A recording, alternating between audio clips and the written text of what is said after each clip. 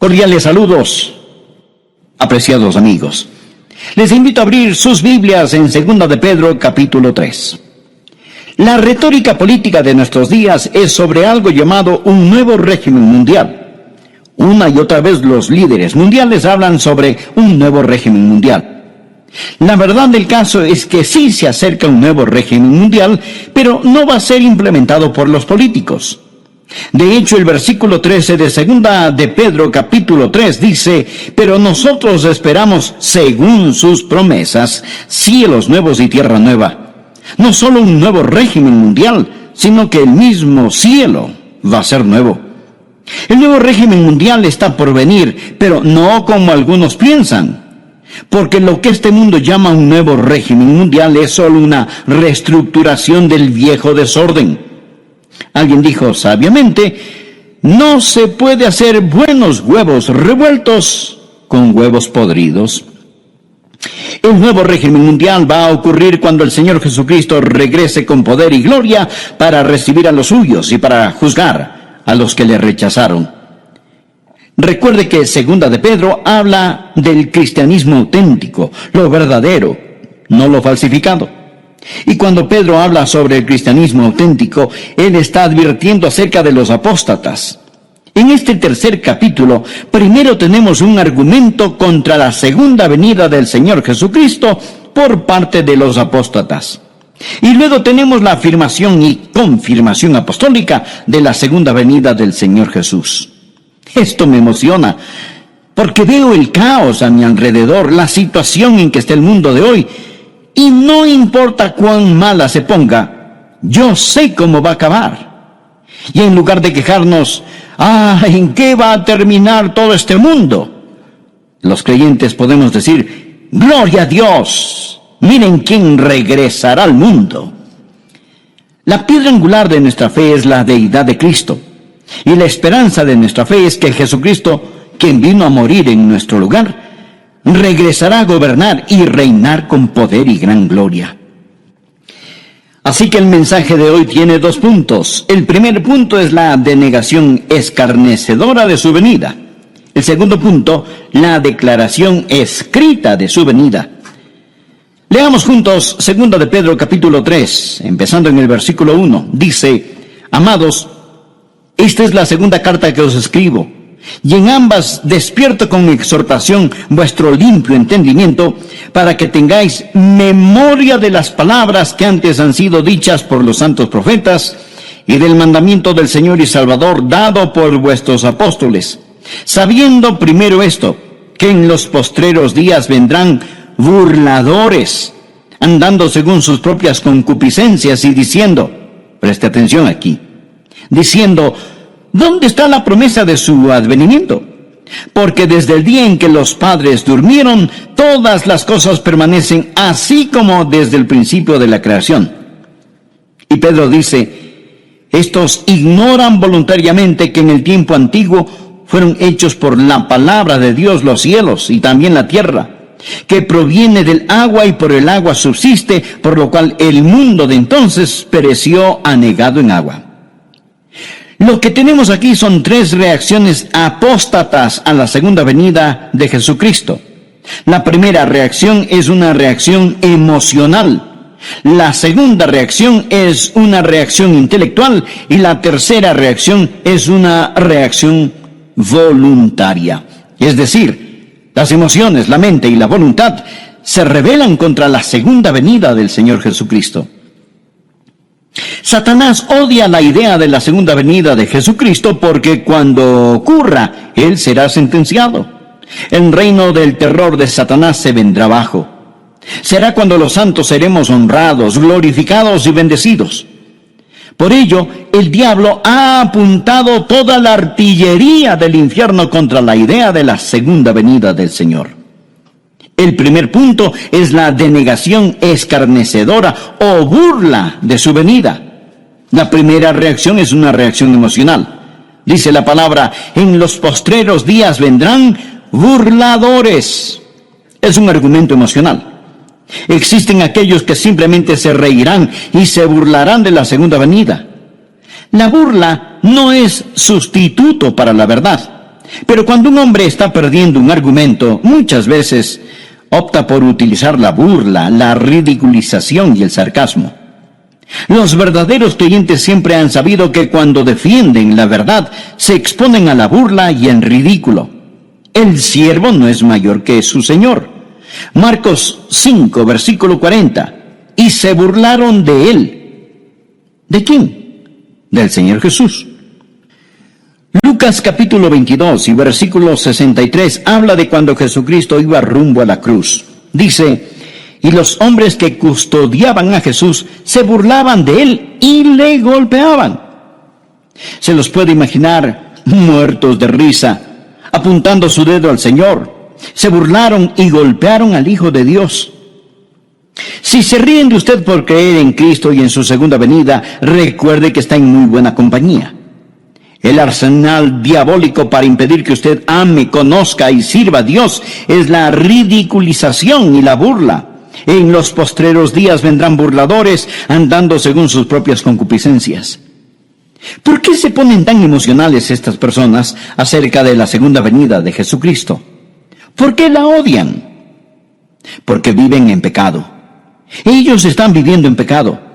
Muéstreme un burlador y le mostraré un pecador.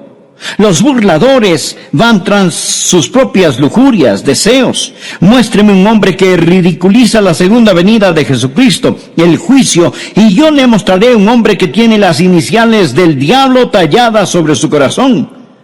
Muéstreme una mujer que se burla de las cosas santas, y le mostraré a una mujer cubierta con las asquerosas huellas digitales del pecado. En los postreros días vendrán burladores andando según sus propias concupiscencias. Esta es la reacción emocional contra el Señor Jesucristo. Pero la Biblia enseña en Proverbios que Dios también se va a reír. Proverbios 1, empezando en el versículo 24, dice: por cuanto llamé, Dios le está hablando a usted ahora. Por cuanto llamé y no quisisteis oír, extendí mi mano, y no hubo quien atendiese, sino que desechasteis todo consejo mío, y mi reprensión no quisisteis. Ahora escuche: también yo me reiré en vuestra calamidad, y me burlaré cuando os viniere lo que teméis. Cuando viniere como una destrucción lo que teméis, y vuestra calamidad llegare como un torbellino, cuando sobre vosotros viniere tribulación y angustia. Lo que Dios está diciendo es que usted puede irse riendo al infierno, pero no podrá salir de él. Dios está diciendo, como decimos hoy, el que ríe al último, ríe mejor.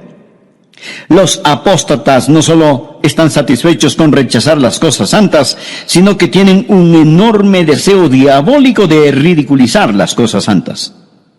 Había un emperador romano cuyo nombre era Juliano.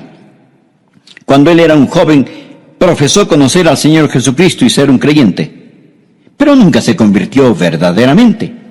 Llegó a ser un apóstata y persiguió a los creyentes con todo su poder, ridiculizando la fe cristiana. Juliano, el apóstata, tenía un amigo de la niñez cuyo nombre era Agatón. Ellos crecieron juntos. Después de muchos años se encontraron. Agatón era un creyente que servía fielmente al Señor día tras día. Cuando Juliano el emperador se encontró con Agatón, le dijo: Agatón, ¿cómo le va a tu amigo el carpintero de Nazaret? Él tiene suficiente trabajo. Le están saliendo algunos trabajitos como carpintero. Y Agatón muy serenamente le respondió: oh sí, Juliano, él tiene mucho que hacer. De hecho, él está muy ocupado haciendo un ataúd para tu imperio. Él era un profeta, porque en 2 años Juliano murió en una batalla y su imperio comenzó a desmantelarse. La historia nos dice que cuando Juliano el apóstata estaba tendido en el campo de batalla, se metió la mano en su herida mortal y tomó un puñado de sangre y la lanzó a los cielos y exclamó: has vencido, oh Galileo. Los burladores aman su pecado y argumentan contra el juicio y la segunda venida de Jesucristo. Es una reacción emocional. Pero existe la segunda reacción, la reacción intelectual. Por favor, leamos el versículo 4. Dice: Los burladores andando según sus propias concupiscencias y diciendo, ¿dónde está la promesa de su advenimiento? Porque desde el día en que los padres durmieron, ahora escuche, todas las cosas permanecen así como desde el principio de la creación.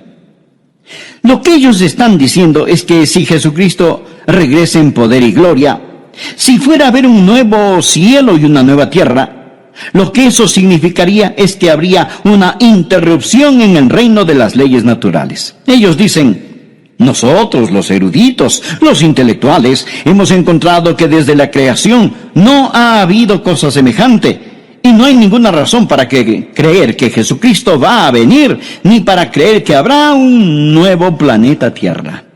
Esto, amigos, es puro materialismo. Todo continúa igual. Ven la creación desde un punto de vista científico. Es una apelación a la inteligencia y aquí está el argumento. Nunca nada cataclísmico ha ocurrido y no hay ninguna razón para creer que algo cataclísmico sucederá. Porque desde el día en que los padres durmieron, todas las cosas permanecen así como desde el principio de la creación. Ellos dicen, escuche, mi bisabuelo esperaba la segunda venida de Jesucristo, así que no se preocupen, todo continuará igual, no pasará nada. Imagínese a un niño en el tiempo de Noé.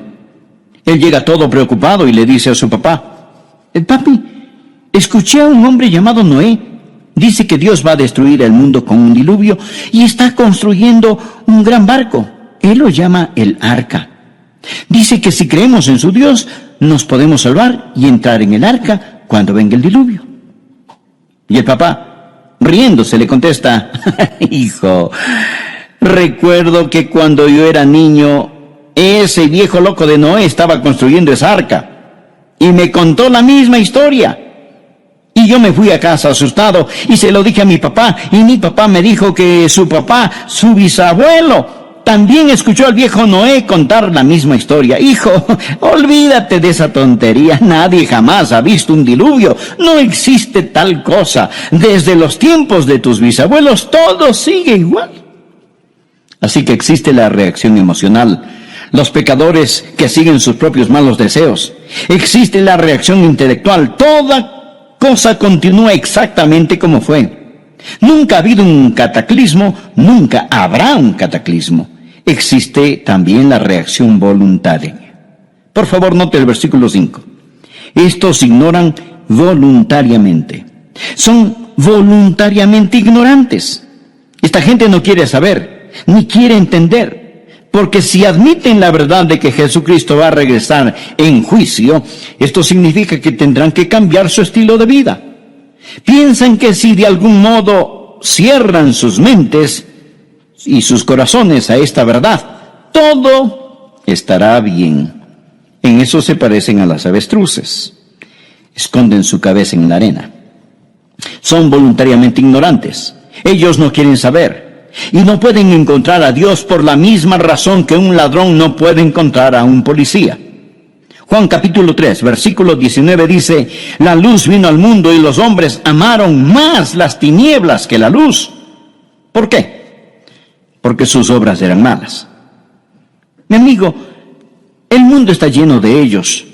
Usted habla con las personas sobre ponerse en paz con Dios, les habla sobre la segunda venida de Jesucristo y lo cortan, lo paran, no quieren oír, no quieren saber. El problema no está en sus mentes, el problema está en sus corazones. Romanos capítulo 1 habla de ellos que detienen con injusticia la verdad, son voluntariamente ignorantes y su reacción emocional, intelectual y voluntaria sirve para negar esa gran verdad, la gloriosa verdad bíblica de la segunda venida del Señor Jesucristo. El segundo punto, la declaración escrita de su venida. Ya escuchamos a los apóstatas con su denegación escarnecedora. Ahora escuchemos a los apóstoles con su declaración escrita. Simón Pedro da 3 respuestas apostólicas a los argumentos o reacciones apóstatas para reafirmar la segunda venida de Jesucristo. La primera es su memorable promesa. Leamos el versículo 1.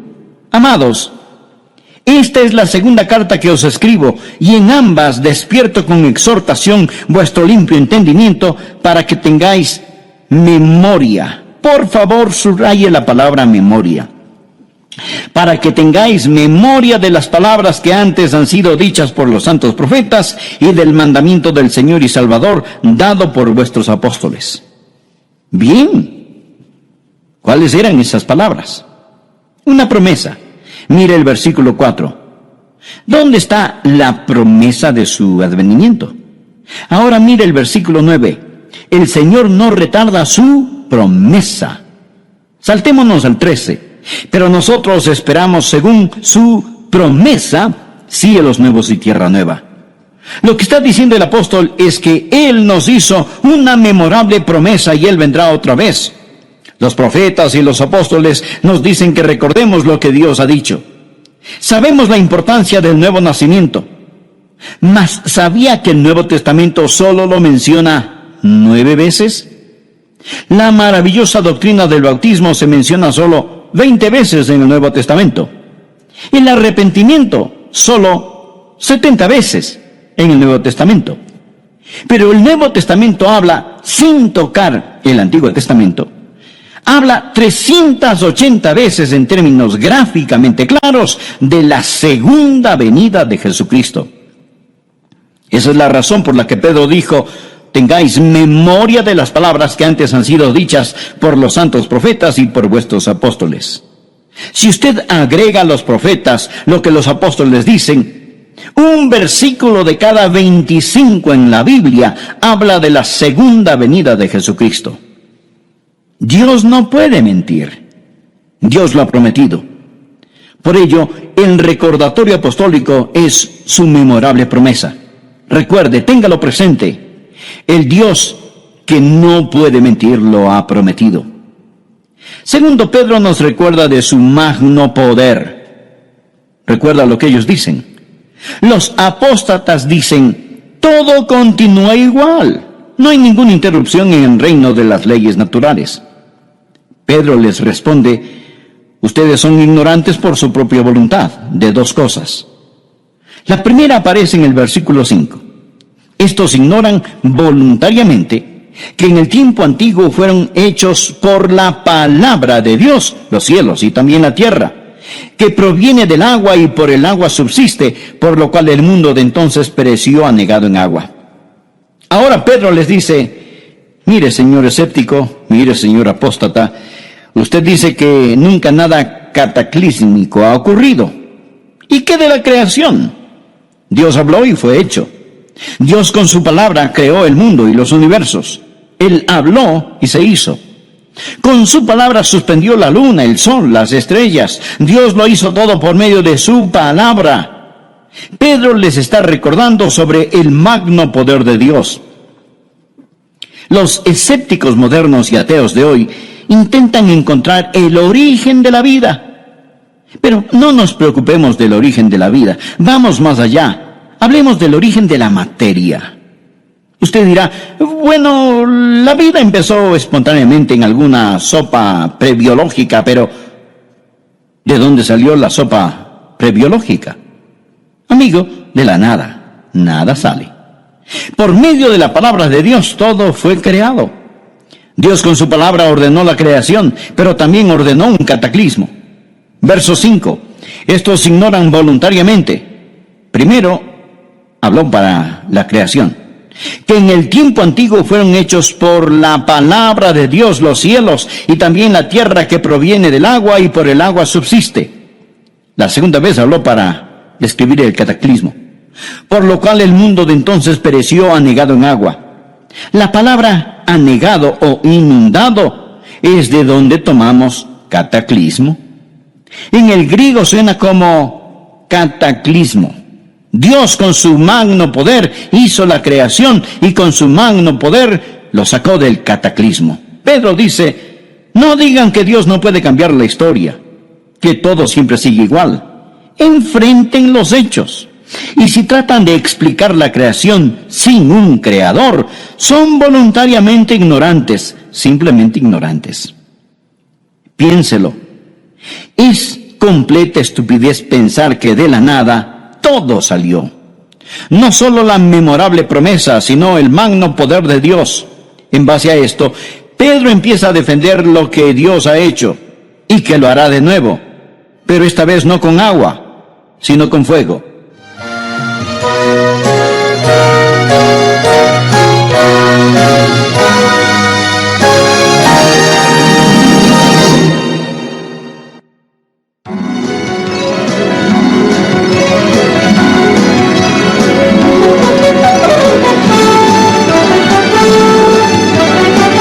Jesús dijo en Lucas 13:3, no, antes si no os arrepentís, todos pereceréis igualmente.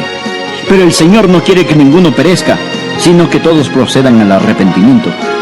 Amigo, Él está por venir, en llamas de fuego para castigar a los que no conocen a Dios, ni obedecen el Evangelio de nuestro Señor y Salvador Jesucristo. ¿Que cómo lo sé? Pues por su memorable promesa.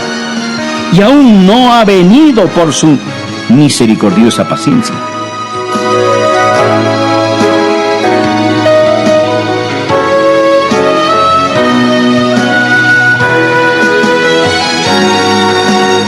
Aquí estamos nuevamente para acompañarle con El Amor que Vale. El profesor y pastor Adrián Rogers, en la voz del pastor Lenín de Llanón, nos trae hoy la segunda parte del tema El Nuevo Régimen Mundial. El nuevo régimen mundial está por venir, pero no como algunos piensan, porque lo que este mundo llama un nuevo régimen mundial es solo una reestructuración del viejo desorden. Alguien dijo sabiamente, no se puede hacer huevos revueltos con huevos podridos. El nuevo régimen mundial tomará lugar cuando el Señor Jesucristo regrese con poder y gloria para recibir a los suyos y para juzgar a los que le rechazaron. Recuerde que Segunda de Pedro habla del cristianismo auténtico, lo verdadero, no lo falsificado. Cuando Pedro enseña acerca del cristianismo auténtico, él está advirtiéndonos acerca de los apóstatas. Soy Milton de los Santos y desde ya le invito a continuar este estudio en Segunda de Pedro capítulo 3, desde el verso 1 hasta el verso 13.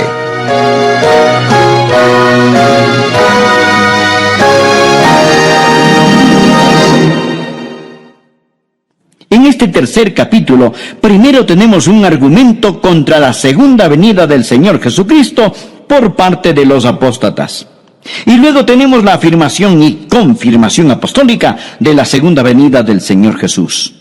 Esto me emociona, porque veo el caos a mi alrededor, la situación en que está el mundo de hoy, y no importa cuán mala se ponga, yo sé cómo va a acabar. Y en lugar de quejarnos, ¿en qué va a terminar todo este mundo?, los creyentes podemos decir, ¡gloria a Dios! Miren quién regresará al mundo. La piedra angular de nuestra fe es la deidad de Cristo. Y la esperanza de nuestra fe es que Jesucristo, quien vino a morir en nuestro lugar, regresará a gobernar y reinar con poder y gran gloria. Así que el mensaje de hoy tiene 2 puntos. El primer punto es la denegación escarnecedora de su venida. El segundo punto, la declaración escrita de su venida. Leamos juntos 2 de Pedro capítulo 3, empezando en el versículo 1. Dice, amados, esta es la segunda carta que os escribo, y en ambas despierto con exhortación vuestro limpio entendimiento, para que tengáis memoria de las palabras que antes han sido dichas por los santos profetas, y del mandamiento del Señor y Salvador dado por vuestros apóstoles, sabiendo primero esto, que en los postreros días vendrán burladores, andando según sus propias concupiscencias y diciendo, preste atención aquí, diciendo, ¿dónde está la promesa de su advenimiento? Porque desde el día en que los padres durmieron, todas las cosas permanecen así como desde el principio de la creación. Y Pedro dice, estos ignoran voluntariamente que en el tiempo antiguo fueron hechos por la palabra de Dios los cielos y también la tierra, que proviene del agua y por el agua subsiste, por lo cual el mundo de entonces pereció anegado en agua. Por favor, note el versículo 5. Estos ignoran voluntariamente. Son voluntariamente ignorantes. Esta gente no quiere saber, ni quiere entender. Porque si admiten la verdad de que Jesucristo va a regresar en juicio, esto significa que tendrán que cambiar su estilo de vida. Piensan que si de algún modo cierran sus mentes y sus corazones a esta verdad, todo estará bien. En eso se parecen a las avestruces. Esconden su cabeza en la arena. Son voluntariamente ignorantes. Ellos no quieren saber. Y no pueden encontrar a Dios por la misma razón que un ladrón no puede encontrar a un policía.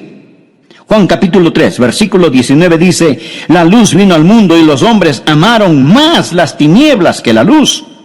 ¿Por qué? Porque sus obras eran malas.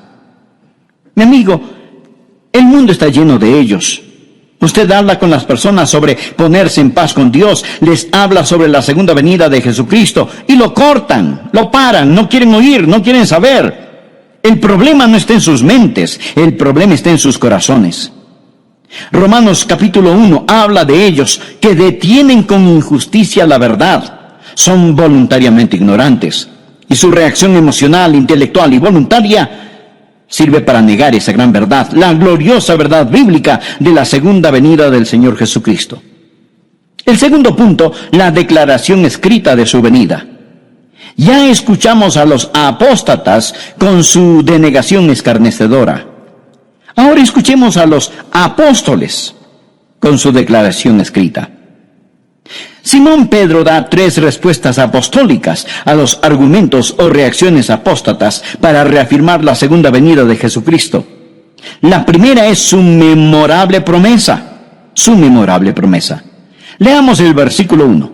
Amados, esta es la segunda carta que os escribo, y en ambas despierto con exhortación vuestro limpio entendimiento para que tengáis memoria. Por favor, subraye la palabra memoria.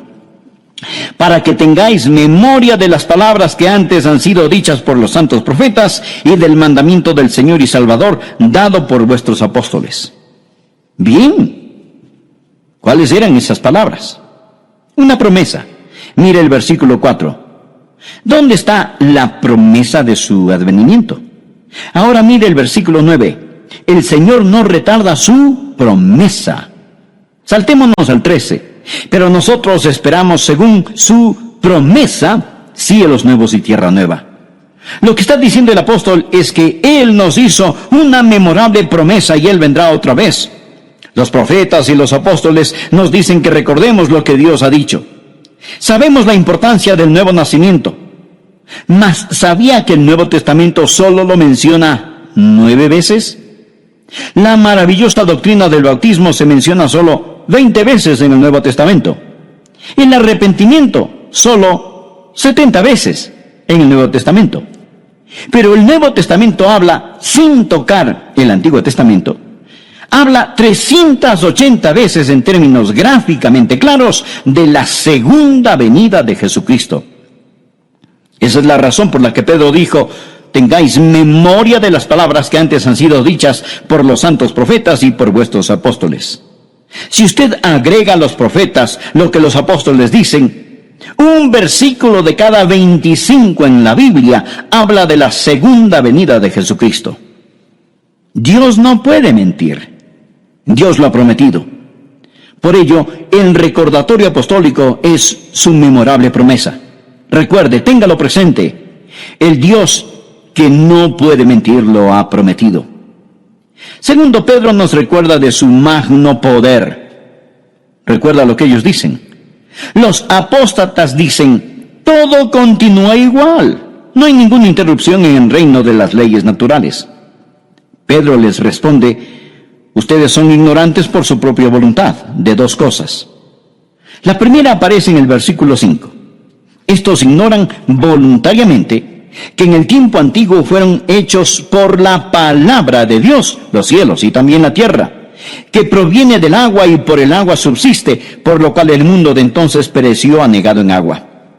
Ahora Pedro les dice: mire, señor escéptico, mire, señor apóstata, usted dice que nunca nada cataclísmico ha ocurrido. ¿Y qué de la creación? Dios habló y fue hecho. Dios con su palabra creó el mundo y los universos. Él habló y se hizo. Con su palabra suspendió la luna, el sol, las estrellas. Dios lo hizo todo por medio de su palabra. Pedro les está recordando sobre el magno poder de Dios.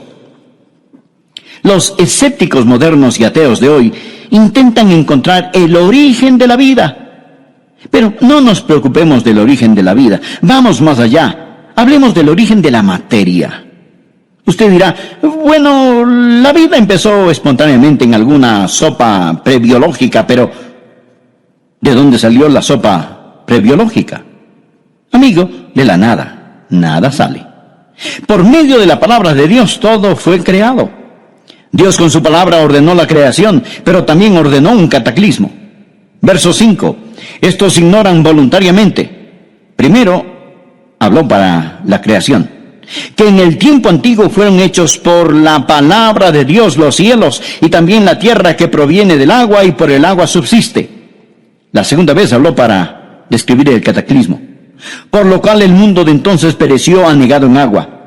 La palabra anegado o inundado es de donde tomamos cataclismo. En el griego suena como cataclismo. Dios con su magno poder hizo la creación y con su magno poder lo sacó del cataclismo. Pedro dice, no digan que Dios no puede cambiar la historia, que todo siempre sigue igual. Enfrenten los hechos. Y si tratan de explicar la creación sin un creador, son voluntariamente ignorantes, simplemente ignorantes. Piénselo. Es completa estupidez pensar que de la nada todo salió. No solo la memorable promesa, sino el magno poder de Dios. En base a esto, Pedro empieza a defender lo que Dios ha hecho y que lo hará de nuevo, pero esta vez no con agua, sino con fuego. Versículo 7. Pero los cielos y la tierra que existen ahora están reservados por la misma palabra, o sea, la misma palabra con que los creó, guardados para el fuego en el día del juicio y de la perdición de los hombres impíos. Note la frase, guardados para el fuego. El señor Kenneth Wuest, un erudito del griego, dice que esto literalmente significa que los cielos y la tierra ahora mismo están almacenados con fuego. Es palabra de donde tomamos la palabra tesorería, es decir, este mundo es una tesorería de fuego. El universo entero está guardado con fuego. La naturaleza subatómica del universo nos dice que todo no es materia, sino que realmente es fuego. El hombre solía pensar que la partícula más pequeña de la materia era el átomo. Pero ahora sabemos sobre la naturaleza subatómica del átomo, y el átomo tiene un núcleo. Este tiene una carga eléctrica positiva, y girando a su alrededor están los electrones, y estos son negativos. Por eso existe una atracción y se mantienen unidos. El electrón es increíblemente rápido. Escuche, algo asombroso sobre los electrones del átomo es que giran alrededor del núcleo billones de veces cada millonésima de segundo. Nadie sabe realmente qué es esta fuerza eléctrica. La podemos describir, pero no sabemos lo que es. Einstein dijo antes de morir que esperaba descubrir lo que es la electricidad, pero nunca lo hizo. Podemos poner esta cosa de algún modo en proporciones matemáticas, pero los científicos no saben cuál es la fuerza que los une. Dije que el núcleo tiene una carga eléctrica positiva y girando a su alrededor están los electrones que son negativos. Por eso existe una atracción y se mantienen unidos. Pero también tiene neutrones y protones. Los neutrones son neutros y los protones son positivos. No existe atracción, mas estos no se caen. ¿Qué causa que todos se mantengan unidos? Colosenses 1:17 nos habla acerca del Señor Jesús y dice, todas las cosas en Él subsisten. Significa que Él lo sostiene todo, ya sean los planetas en órbita o los electrones que giran alrededor del núcleo de un átomo. Él es la goma de las galaxias, el Señor Jesucristo. Hebreos 1:3 dice, Jesús quien sustenta o sostiene todas las cosas con la palabra de su poder. Pedro dice, están guardados con el fuego. Todo es fuego. porque todo está formado de una estructura molecular. Hebreos 11:3 dice, lo que se ve fue hecho de lo que no se ve. Pedro les dice a los apóstatas que ridiculizan la segunda venida de Jesucristo, les recuerdo su memorable promesa, les recuerdo su magno poder y les recuerdo su misericordiosa paciencia. Por favor, leamos el versículo 8. Mas, oh amados, no ignoréis esto, que para con el Señor un día es como 1000 años y 1000 años como un día. El Señor no retarda su promesa, según algunos la tienen por tardanza, sino que es paciente para con nosotros, no queriendo que ninguno perezca, sino que todos procedan al arrepentimiento. Pero el día del Señor vendrá como ladrón en la noche, en el cual los cielos pasarán con gran estruendo. Usted sabe que la gente que intenta deducir cómo todo llegó a ser, dicen, bien, todo empezó con una gran explosión. Nunca nos explican qué fue lo que explotó. Solo el hombre puede desviarse 180 grados hacia lo opuesto. Todo no empezó con una gran explosión. Todo va a concluir con una gran explosión. Dice la palabra, pero el día del Señor vendrá como ladrón en la noche, en el cual los cielos pasarán con gran estruendo, y los elementos ardiendo serán deshechos. Ardiendo significa calor interno, fiebre, calentura. Y la tierra y las obras que en ella hay serán quemadas.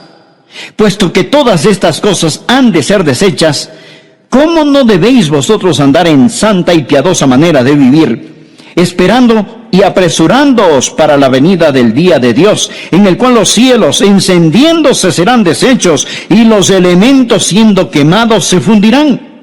Pero nosotros esperamos, según sus promesas, cielos nuevos y tierra nueva, en los cuales mora la justicia. Por lo cual, oh amados, estando en espera de estas cosas, procurad con diligencia ser hallados por Él sin mancha e irreprensibles, en paz. Amigo, preste atención al versículo 15. Y tened entendido que la paciencia de nuestro Señor es para salvación. La paciencia de Dios es para salvación. ¿Y qué significa? Mi estimado amigo, significa que Dios no quiere que usted muera y vaya al infierno. Eso es lo que significa.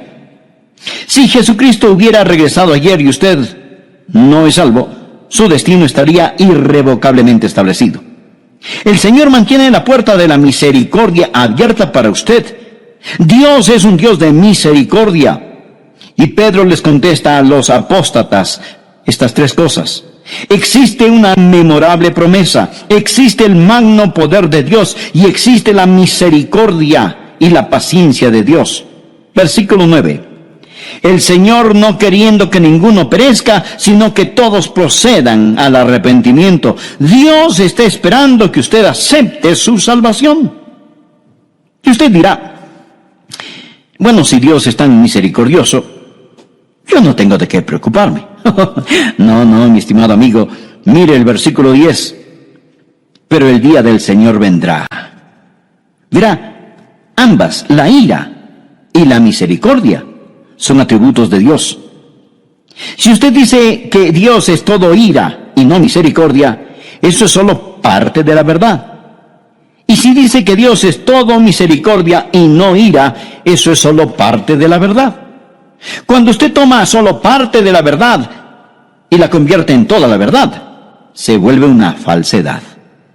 Existe la misericordia de Dios y la ira de Dios. Dios no quiere que ninguno perezca, pero la ira, el día del Señor, vendrá. Alguien sabiamente dijo, ahora mismo las tempestuosas aguas de la ira de Dios golpean furiosamente la represa de su misericordia. La misericordia debe dar paso a la ira porque el día del Señor vendrá. Yo no sé cuándo la última alma que completará la esposa se convertirá. Quizás sea usted, amigo, y la esposa estará completa. Entonces sonará la trompeta. Los muertos en Cristo resucitarán primero y los que estemos vivos seremos arrebatados y cambiados así en un abrir y cerrar de ojos para encontrarnos en el aire con el Señor. Pero no sé cuándo será, mas Él está por venir. Amigo, si Jesucristo fuera a venir ahora mismo, ¿qué pasaría con usted? Verá, Él dijo, pero el día del Señor vendrá. ¿Cómo? Mírelo, como un ladrón en la noche, de repente, inesperadamente, cataclísmicamente.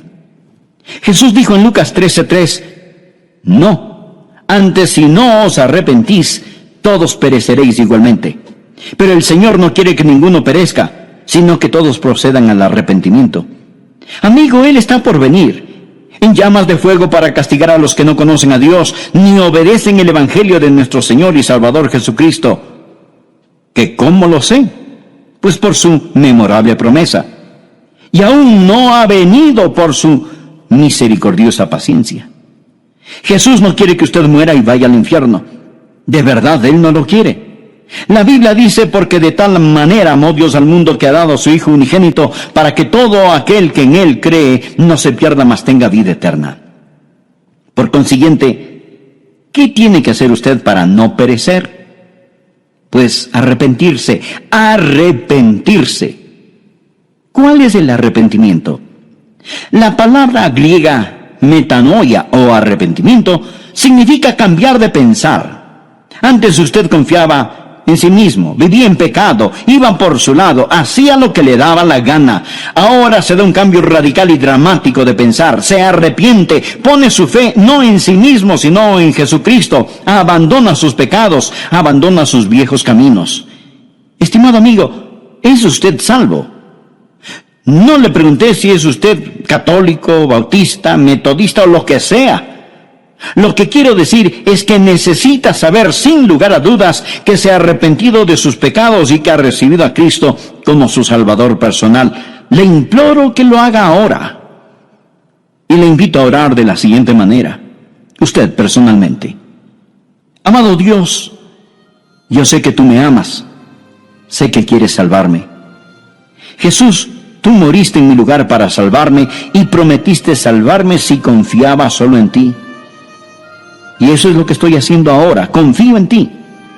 En este momento, con todo mi ser, abro mi corazón, me arrepiento de mis pecados y te recibo como mi Señor y Salvador. Gracias por salvarme. Finalmente, quiero decirle que el solo repetir estas palabras no le salvarán. Pero si las dijo de corazón, con todo su ser, con arrepentimiento, con fe, le aseguro que Jesús le dará el regalo de la vida eterna.